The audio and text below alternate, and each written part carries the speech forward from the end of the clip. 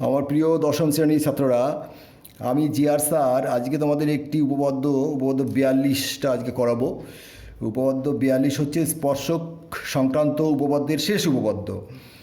এখানে উপপাদ্য 42-এ বলছে, যদি দুটি বৃত্ত পরস্পরকে স্পর্শ করে তাহলে স্পর্শ বিন্দুটি কেন্দ্র দুটির সংযোজক রেখাংশের উপর অবস্থিত হবে।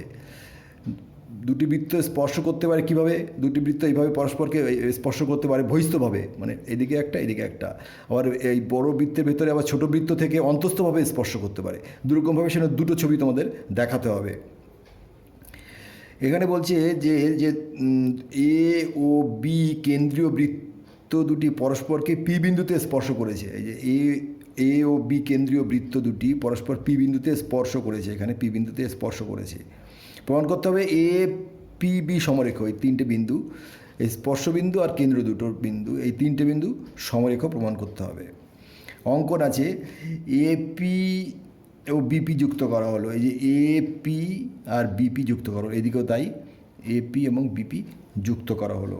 প্রমাণ: ও কেন্দ্রীয় ও বি কেন্দ্রীয় বৃত্ত দুটি পরস্পরকে পি বিন্দুতে স্পর্শ করেছে। ও কেন্দ্রীয় এবং বি কেন্দ্রীয় বৃত্ত দুটি পরস্পরকে পি বিন্দুতে স্পর্শ করেছে। তাহলে পি বিন্দুতে বৃত্ত দুটির একটি সাধারণ স্পর্শক আছে। যেহেতু দুটো বৃত্ত পি বিন্দুতে স্পর্শ করেছে, তাহলে এখানে যদি আমরা পি বিন্দুতে স্পর্শক টানি, সেই স্পর্শকটা উভয় বৃত্তেরই সাধারণ স্পর্শক হবে। সেজন্য বলতে সাধারণ স্পর্শক আছে। সাধারণ স্পর্শটি ধরি, এসটি হলো সাধারণ স্পর্শক যা বৃত্ত দুটিকে পি বিন্দুতে স্পর্শ করেছে। স্পর্শকের নাম দেওয়া হলো এসটি। এসটি হচ্ছে সাধারণ স্পর্শক দুটো উভয় বৃত্তের। যেহেতু এ কেন্দ্রীয় বৃত্তের এসটি স্পর্শক, যে কেন্দ্রীয় বৃত্তের এটা একটা স্পর্শক, এসটি স্পর্শক, এবং এপি স্পর্শ বিন্দুগামী ব্যাসার্ধ এপি, তাহলে আগে আমাদের উপপাদ্য যেটা আমরা করেছিলাম 40-এ, সেখানে বলা ছিল যে কোনো বৃত্তের স্পর্শক এবং স্পর্শ বিন্দুগামী ব্যাসার্ধ কী হয়? পরস্পর লম্ব হয়। তাহলে এপি লম্ব এসটি হবে, এই যে এপি লম্ব এসটি।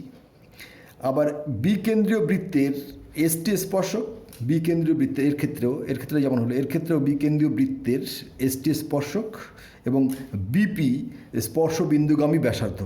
তাহলে একইভাবে বিপি হবে এসটির উপর লম্ব, বিপি লম্ব এসটি। যেহেতু এপি ও বিপি উভয় পি বিন্দুতে এসটি সরলরেখার উপর লম্ব, এপি এবং বিপি উভয় এসটি সরলরেখার উপর পি বিন্দুতে লম্ব, অতএব এপি ও বিপি একই সরলরেখায় অবস্থিত হবে। একটা সরলরেখার উপরে একটা সরলরেখা আছে, এই সরলরেখার উপরে একটা বিন্দুতে যদি এদিক থেকে একটা লম্ব থাকে, একটা বিন্দুতে এদিক থেকে একটা লম্ব থাকে, তাহলে দেখো একই সরলরেখার উপর অবস্থিত হয়। সেই জন্য বলা হচ্ছে এপি ও বিপি একই সরলরেখার উপর অবস্থিত, যেহেতু একই বিন্দুতে লম্ব। যদি দুটো বিন্দুতে লম্ব হয় তাহলে কিন্তু এটা হবে না। কারণ কি, যদি একটা সরলরেখার উপরে, এই ছবিটা দেখো, এটা এটা না, এই একটা যদি এদিকে লম্ব হয়, একটা এদিকে লম্ব হয়, দুটো বিন্দুতে যদি লম্ব হয় দুদিক থেকে, তাহলে কিন্তু একই রেখায় হচ্ছে না। একই বিন্দুতে এদিক থেকে লম্ব এদিক থেকে লম্ব, সেই জন্য এই তিনটে বিন্দু সমরেখ। অতএব এপি ও বিপি একই সরলরেখায় অবস্থিত হবে, অর্থাৎ এ পি বি সমরেখ, এ পি বি সমরেখ প্রমাণিত হয়ে গেল। তাহলে আমাদের স্পর্শক সংক্রান্ত উপপাদ্যর এই তিনটি উপপাদ্য খুব ইম্পর্টেন্ট, তোমরা রেডি করে রাখবে। 40, 41, 42, 40-এর উপপাদ্যের সাহায্যেই কিন্তু 41 এবং 42 করা হলো ওই উপপাদ্য প্রয়োগ করে। আর তোমরা এই তিনটি উপপাদ্যের কিছু অ্যাক্টিভিটি টাস্ক আমি দেবো ছবিতে, তোমরা আমার সঙ্গে এগুলো চেষ্টা করো।